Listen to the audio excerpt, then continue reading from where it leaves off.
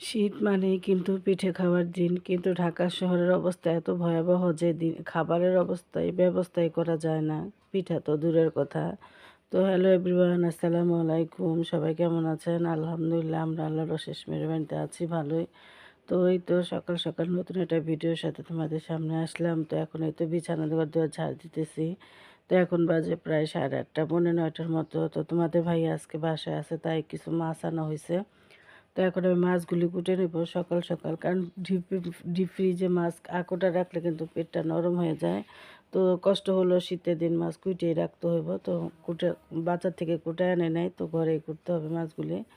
আর বেশিরভাগ বড় মাছ কোটাই আনে, তো ছোট মাছগুলি আমি ঘরেই কুটি। তো রুই মাছগুলি কাইটে নিলাম, আর এখানে আনছে শোল মাছ, টাকি মাছ। তো ইয়ামিন দেখতেছে মাছ নোরা দেখে সে দিছে দৌড়। তো এই তো শোল মাছটা মোটামুটি ভালোই বড় ছিল। তো একেবারে তাজা, তো লবণ দিয়ে ছাই দিয়ে মাছগুলি কিন্তু মারা হয়েছে, তারপর আস্তে আস্তে কাটতেছি। আর এই টাকি মাছ কিন্তু কাটা অনেক ঝামেলা, জেতা মাছ, তো মাছগুলি খুবই ছিল, তাজা ছিল। তো শোল মাছটা ভালোই ছিল, তো শোল মাছটা ভাবতেছি যে রান্না করব। তো এই তো মাছগুলি একে একে কুটে নেবো। আরও মাছ আনা হয়েছে, তো সব কাটি নাই, কিছু কাটলাম, আবার কালকে কিছু কাটবো। তো এই তো শীতের দিন আসলে পানি নাড়তে কিন্তু খুব কষ্ট হয়। তারপরেও কিন্তু কাজ করতে হয়, কাজ তো অবশ্যই করতে হইব, যতই শীত থাক আর থাক, কিন্তু কাজের মতো কাজ তো করতেই হবে। তো এই তো এখন রান্না বসাই দিছি। তো এখানে ভাজি করতেছি, আর এখানে রান্না করব এই টমেটো আলু দিয়ে শোল মাছের পাতলা ঝোল করব। তো আর একটু মার্কেটে যেতে হবে, আমার এক ভাগ্নির ঘরে বাচ্চা হয়েছে, সেই বাচ্চার জন্য কিছু কেনাকাটা করতে হইব। হালকা পাতলা কিছু কিনবো, শীতের কাপড়। তো ভাবতেছি যেহেতু শীত আছে, শীতের কাপড়ই কিনে দেই। তো যাই যে 1 মাস হয়ে গেছে, বেবি হয়েছে, কিন্তু আমরা এখনও যাইনি। তো ভাবতেছি কালকে যাব, আজকে কিছু যাব কেনাকাটা করতে। তো আসলে দেখা যায় কি টুকটাক কেনাকাটা সবসময় থাকে। তো এমনিতে ঘরে সবার সর্দি জ্বর ঠান্ডা, তো যাই করে যাওয়া হয় না। আমার কিন্তু এখনও ঠান্ডা ভালো হয় নাই, প্রচুর কাশি।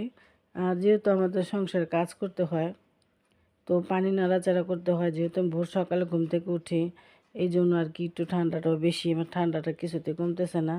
তো যে যেখানে আসো, যে যেভাবে আসো, সবাই সতর্ক থাকবা।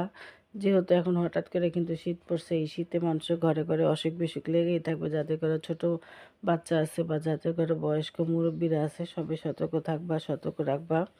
তো এই তো আমার এখানে কিন্তু ম- আলুটা আর মাছটা কষানো হয়ে গেছে। তো শোল মাছ কিন্তু আসলে কষাই রান্না করতে হয়, এটা ভাজা রান্না করলে ভালো লাগে না। তো বেশি বেশি বেশি করে কষায় একটু ঝোল দিলাম বেশি পরিমাণ। আর আমি একটু ধনিয়া পাতা বেশি দিব, তাহলে ভালো লাগবো। নিহা বলতেছে আম্মু এভাবে রান্না করলে কেমন লাগবো, তো খায়া দেখো ভালোই লাগবো। তাই তো তো রান্না আমার প্রায় শেষ। তো তোমরা বলবা কেমন হয়েছে রান্নাটা। তো এই তো এখন বেশি করে ধনিয়া পাতা দিয়ে নামাই ফেলবো। তো মাথা ধরে গেছে, আর ঠান্ডার ভিতরে কিন্তু একটু মাথাটা বেশি ধরে, আর যেহেতু আমার ঠান্ডা, শীতের দিন একটু ঠান্ডা মাথাটা একটু বেশি ধরে, হাত পা ঠান্ডা হয়ে থাকে, ভালো লাগে না আসলে। তো একটু গরম গরম চা খাবো এখন। এই তো এখানে দুধের সাথে আমি একটা কফি প্যাকেট নিয়ে নিছি ছোট। তো এই তো এখন চা খাবো আমরা। তো গরম গরম চা কিন্তু শীতের দিনে ভালোই লাগে। তো তোমাকে বলবো, জানাবা কমেন্টে কার এলাকায় কীরকম শীত পড়ছে। তো ঢাকা শহর কিন্তু হঠাৎ করে অনেক ভয়াবহ শীত। শীতের আসলে কিছুই করতে ইচ্ছা করে না, বেশিরভাগ কম্বলের তলে বসে থাকতে ইচ্ছাই করে। যেহেতু আমার সকাল সকাল কাজ হয়, আমি অবশ্য সারাদিন অবশ্য বেশি একটা কাজ থাকে না আমার, সকাল ভোরেই আমার কাজকর্ম হয়ে যায়। তো এই তো এখন চা খেয়ে রান্নাঘরটা পরিষ্কার করে নিব। আর এই তো রান্নাঘর কিন্তু সাথে সাথে ক্লিন করলে আর কিন্তু নোংরা হয় না, জমাট বেঁধে থাকে না। তো এই তো আমি রান্নার পরে যতটুকু পারি পরিষ্কার করে রাখি, যেহেতু তেলাপোকা বা অন্য অন্য পোকামাকড়ের একটা থাকে। তো হালকা পাতলা পরিষ্কার করে রাখলে আর ক্লিন করলে আর ওরকম কিছু হয় না। তো এই তো এখন আমার সব পরিষ্কার হয়ে গেছে। তো এই তো যেগুলি আনছি সেটা তোমাদের সাথে শেয়ার করি। তো এই তো এক স্যুট, যে বাবুটাকে দেখতে যাব সে বাবুর জন্য একটা 1 স্যুট শীতের কাপড় আনছি। আর আমি যে জামার কাপড়গুলি, যে জামাটা বানাইছি চুনরি বাটিক, সেই বাটিকের কাপড়টা 2 মেয়ের জন্য আনলাম। তো ওরাও বলতেছে আম্মু জামার কাপড়টা সুন্দর, তো বলছে আমি আইনা দিব না। তো এই তো ওদের 2 বোনের জন্য একই কাপড় এনে দিলাম। আর নিহার জন্য একটা হিজাব, আর আনছি 2টা প্লেট। তো নিহা বলতেছে আমি প্লেট 2টা নাও। তো বলছি প্লেট তো আসতে, বলছে নেও ভালো লাগতেছে, তো নিলাম 2টা প্লেট। আসলে মার্কেটে গেলে আসলে নিতে চাই একটা হয়ে যায় আরেকটা। বাজেট করে আসলে কিছুই হয় না। বর্তমান বাজার যে আগুন, তো